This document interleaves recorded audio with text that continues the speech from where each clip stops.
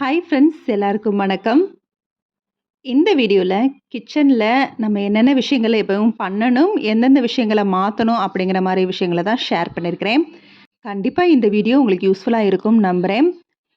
இந்த வீடியோ உங்களுக்கு பிடிச்சிருந்தா லைக் பண்ணி ஃப்ரெண்ட்ஸ் அண்ட் ஃபேமிலிக்கும் ஷேர் பண்ணுங்கள். மறக்காமல் நம்ம சேனலையும் சப்ஸ்கிரைப் பண்ணுங்கள். அதுக்கு முன்னாடி இந்த வீடியோ பார்த்துட்டு இருக்கவங்களுக்கும் என்ன இது வரைக்கும் சப்போர்ட் பண்ணவங்களுக்கும் ரொம்ப ரொம்ப நன்றி. வீடியோக்கான மெயின் கண்டென்ட்டுக்கு போகிறதுக்கு முன்னாடி மீஷோவில் 2 பொருள் ஆர்டர் பண்ணியிருந்தேன். அது வந்துருந்துச்சு. ஸோ அதையும் உங்களுக்கு ஷோ பண்ணிடலான்னு சொல்லி தான் ஓப்பன் பண்ணிகிட்ருக்கேன். பொதுவாக எந்த ஆன்லைன் பர்ச்சேஸ் வந்தாலுமே உடனே நான் ஓப்பன் பண்ணிவிடுவேன். 1 ஆர் 2 டேஸ் மிஞ்சாது. ஏன்னா நம்ம அதை பார்த்து வச்சிட்டோம்னா நம்மளுக்கு அதில் ஏதாவது டேமேஜோ இல்லை நம்மளுக்கு பிடிக்காமல் இருந்தாலோ உடனே அதை ரிட்டர்ன் பண்ணிடலாம். ஸோ வாங்கி ஒரு 2 டேஸ்க்குள்ளே அதை ஓப்பன் பண்ணிட்டீங்கன்னா கண்டிப்பாக நம்மளுக்கு ரீசன் பண்ணுறதுக்கு ஈஸியாக இருக்கும். ஸோ எப்போவுமே அந்த மாதிரி தான். ஸோ இந்த ப்ராடக்ட் கபோர்டுக்கான ஆர்கனைசேஷன் ப்ராடக்ட் தான். ஸோ ரொம்ப கபோர்டு என்ன அடுக்கி வச்சாலும் ரொம்ப கலைஞ்சு போயிடுது. ஸோ இந்த 2 பொருள் வாங்கி பார்க்கலாம் அப்படின்னு சொல்லிட்டு தான் குவாலிட்டி எப்படி இருக்குங்கிறதுக்காக வாங்கி பார்த்தேன். உண்மையிலே நல்லா இருந்துச்சு. மீஷோவில் 119 வாங்கினேன். ஸோ ஓப்பன் பண்ணி பார்த்து அப்படியே பார்ட்டிஷனாக இருந்துச்சு. ஸோ இது நம்மளுக்கு ரொம்ப யூஸ்ஃபுல்லாக இருக்கும் நம்பிக்கையோடு தான் வாங்கி வச்சுருக்கிறேன். ஸோ இதை பார்த்துட்டு குவாலிட்டி பிடிச்சிருந்தா நம்ம வேறு ஆர்டர் பண்ணிக்கலான்னு சொல்லி தான் பார்த்தேன். ஸோ நல்லா தான் இருந்துச்சு. அடுத்ததான் ஒரு 3 மேட் ஆர்டர் பண்ணியிருந்தேன். பாத்ரூம் டோருக்குன்னு சொல்லி ஆர்டர் பண்ணியிருந்தேன். ஆனால் அதில் எழுதுனது ஃபுல்லாக பிரிண்ட் போட்டது எல்லாமே பாத்ரூம் தான் இருந்துச்சு. சரி பரவாயில்ல, இது குவாலிட்டி எப்படி இருக்குதுன்னு சொல்லி பார்ப்போம்னு சொல்லி தான் பார்த்தேன். ஏன்னா நம்மகிட்ட இருக்கிறது எல்லாமே கொஞ்சமாக ஸ்லிப்பரியாக இருக்குது. ஸோ இது கொஞ்சம் கிரிப்பாக இருக்குங்கிற மாதிரி நிறைய ரிவ்யூஸ் பார்த்தேன். ஸோ வாங்கலான்னு சொல்லி தான் வாங்கினேன்.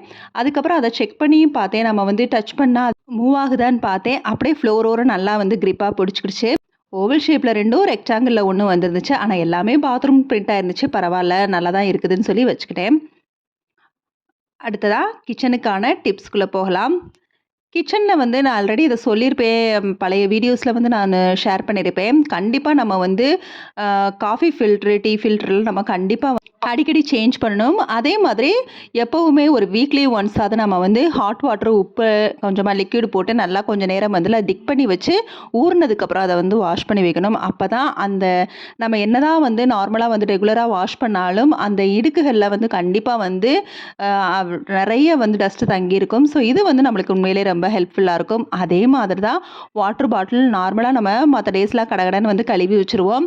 வீக்லி ஒன்ஸ் நல்லா உப்பு போட்டு நல்லா ஹாட் வாட்டர்லாம் ஊற்றி நல்லா ஷேக் பண்ணி வச்சு உள்ளே ப்ரஷ்ஷை வச்சு நம்ம நல்லா தேய்ச்சி எடுத்துட்டோம்னா இந்த மாதிரி நல்லா நீட்டாக இருக்கும். அதே மாதிரி தான் மூடியை நல்லா ப்ரஷ் வச்சு தேய்ச்சி எடுத்துடும். வீக்லி ஒன்ஸ் இதை மறக்காமல் ஃபாலோ பண்ணணும். அடுத்ததாக நம்ம யூஸ் பண்ணுற கத்தி, இந்த மாதிரி தேங்காய் சில்லு எடுக்கிறது, இது நம்ம என்ன பண்ணுறோம், அப்பப்போ எடுத்துகிட்டு அப்படியே வச்சுருவோம். மேக்ஸிமம் கழுவ மாட்டோம். இது எப்போவுமே நம்ம ஒவ்வொரு தடவையும் சமையல் செஞ்சு முடிச்சதுக்கப்புறம் இதை வாஷ் பண்ணி தான் வைக்கணும். இதில் என்ன இருக்க போகுதுன்னு சொல்லி நினைக்காதீங்க. கண்டிப்பாக ஹைஜீனிக் ரொம்ப ரொம்ப முக்கியம். முடிஞ்ச அளவுக்கு நம்மளால் நம்மளோட வீட்டை ஆரோக்கியமாக பார்த்துக்கணும். அடுத்ததாக இதுவுமே நான் பழைய வீடியோவில் ஷேர் பண்ணியிருப்பேன். கண்டிப்பாக உப்பு, வத்தல், புளிக்கு நம்ம இந்த மாதிரி ஜாடி தான் யூஸ் பண்ணணும். கண்டிப்பாக பீங்கான் ஜாடியில் வைக்கிறது தான் நம்மளுக்கு ரொம்ப ரொம்ப நல்லது. பிளாஸ்டிக்கில் இது வரைக்கும் யூஸ் பண்ணிக்கிட்டு இருந்தாலும் கொஞ்சம் கொஞ்சமாக சேஞ்ச் பண்ணிடுங்க. இது எல்லாமே நான் மொத்தமாக வாங்கலை. ஏன்னா எல்லாமே கொஞ்சம் 250, 350 இருந்ததுனால இது ஒவ்வொன்றா தான் நான் பர்ச்சேஸ் பண்ணேன். கிச்சனை பொறுத்த வரைக்கும் எல்லா பொருளுமே நான் அந்த மாதிரி தான் உடனே டக்குன்னு பல்காலாம் வாங்குறதெல்லாம் கிடையாது. கொஞ்சம் கொஞ்சமாக பர்ச்சேஸ் பண்ணது தான். அடுத்ததாக டெய்லி பண்ண வேண்டிய ஒரு விஷயம் கண்டிப்பாக மறக்காமல் ஃபாலோ பண்ணணும். நம்ம யூஸ் பண்ணுற அந்த வெசல்ஸ் கழுவுற அந்த ஸ்பாஞ்சு தான்.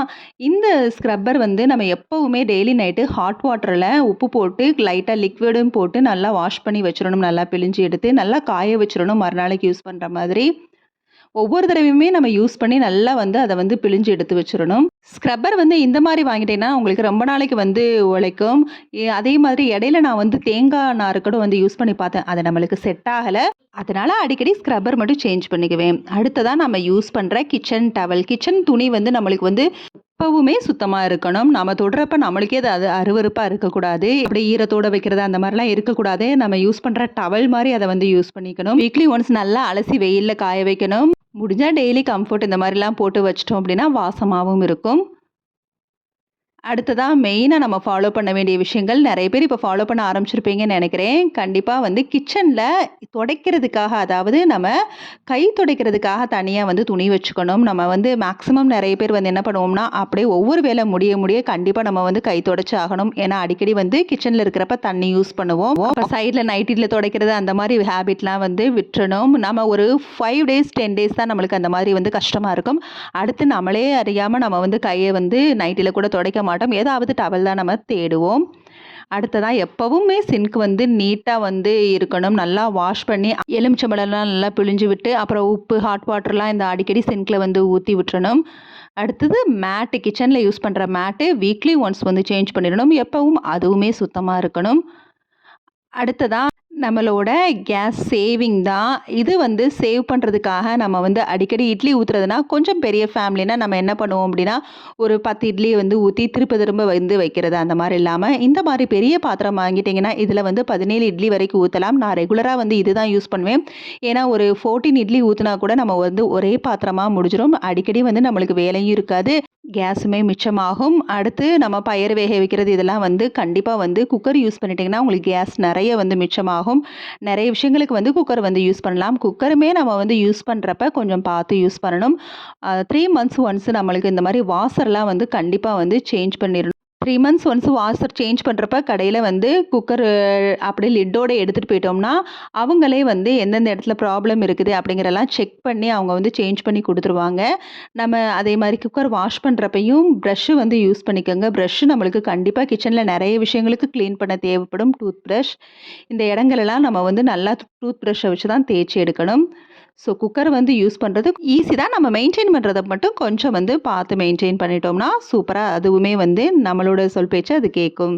அடுத்து கண்டிப்பா மாத்தியே ஆக வேண்டிய விஷயம், இந்த மாதிரி பாத்திரம் கண்டிப்பா உள்ள பார்த்தீங்கன்னா, அதிகமா வந்து நம்ம காஃபி, டீ யூஸ் பண்றப்ப, கண்டிப்பா வந்து ரொம்ப நாள் யூஸ் பண்ணிட்டோம்னா, அடியில கரை புடிச்சிரும். அதே மாதிரி ரொம்ப நாள் யூஸ் பண்ற அந்த ஈயப்பாத்திரமுமே இந்த மாரி கரை புடிச்சு, அங்கங்க இங்கெல்லாம் பாத்திரம்லாம் பார்த்தீங்கன்னா, நெளிஞ்சு அந்த மாரிலாம் இருக்குது.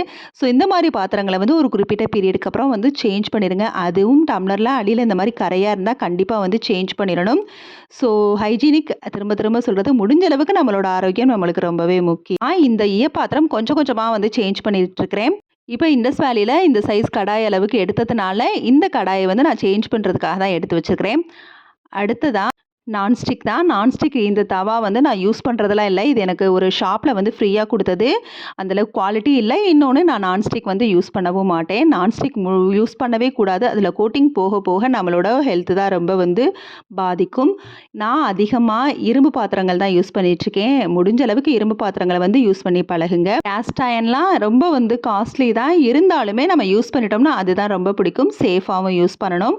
யூஸ் பண்ணிட்டு லைட்டா ஹீட் பண்ணி ஆயில் அப்ளை பண்ணி வச்சுட்டோம்னா, அது துருப்பிடிக்காம ரொம்ப நாளைக்கு வந்து உழைக்கும். தோசை தவாவுமே இரும்பு தான். சின்ன தோசை தவா வந்து தோசைக்கும், பெரிய தோசைகள் வந்து சப்பாத்தி போடுறதுக்கும் வந்து யூஸ் பண்ணிட்டுருக்கேன். ஸோ இந்த மாரி நம்ம பிரிச்சு நம்ம தேவைக்கு ஏத்த மாதிரி கொஞ்சம் ஹைஜீனிக்கா யூஸ் பண்ணுவோம். நான்ஸ்டிக் யூஸ் பண்றதுக்கு ஈஸியா இருக்கும். ஆனா அது ஹெல்த் பெனிஃபிட்டான்னு கேட்டா கண்டிப்பா இல்ல. அதனால இத மாத்தி தான் ஆகணுமான்னு கேட்டா, கண்டிப்பா மாத்தி தான் ஆகணும். அடுத்ததா சிம்பிள் கிளீனிங் அப்படின்னா என்ன அப்படின்னா, ரெகுலரா இந்த மாதிரி கிளீன் பண்றது. ஆயில் கண்டெய்னர் அந்த மாரி ஜாடியெல்லாம் வந்து எனக்கு வந்து அப்படியே ஸ்டவ் பக்கத்துல இருக்கிறதுனால, டிஷ்யூ வச்சு அடிக்கடி வந்து தொடச்சு விட்டுட்டே இருப்பேன். இது வந்து நம்மளுக்கு வந்து நீட்டா மெயின்டெயின் ஆகும். இன்னொன்னு டிஷ்யூ மட்டும் வச்சு துடைக்கக்கூடாது. நம்ம ஒன்ஸ் ஒரு பொருள் வந்து கிராசரி தீந்துருச்சுன்னா, அத வாஷ் பண்ணிட்டு, அதுக்கப்புறமா அடுத்த கிராசரிய வந்து அதில கொட்டி வச்சுட்டோம் அப்படின்னா, எப்பவுமே கண்டெய்னர்ஸ்லாம் வந்து நீட்டா மெயின்டெயின் ஆகும். மெயினா இந்த மாதிரி நம்மளோட கிச்சன்ல இருக்க விண்டோவ வந்து அடிக்கடி வந்து கிளீன் பண்ணணும். அட்லீஸ்ட் நம்ம தோசை ஊத்துறது, இல்ல காஃபி போடுற அந்த டீ கொதிக்கிற நேரத்தில, இந்த மாரி நேரத்துலலாம் லைட்டா இந்த பிரஷ்ஷ வச்சு நல்லா வந்து தேய்ச்சு வச்சுக்கலாம். நம்மளுக்கு டைம் கிடைக்கிறப்ப, நம்ம வந்து நல்லா வந்து தண்ணி ஊத்தி அத வந்து வாஷ் பண்ணி வச்சிரலாம்.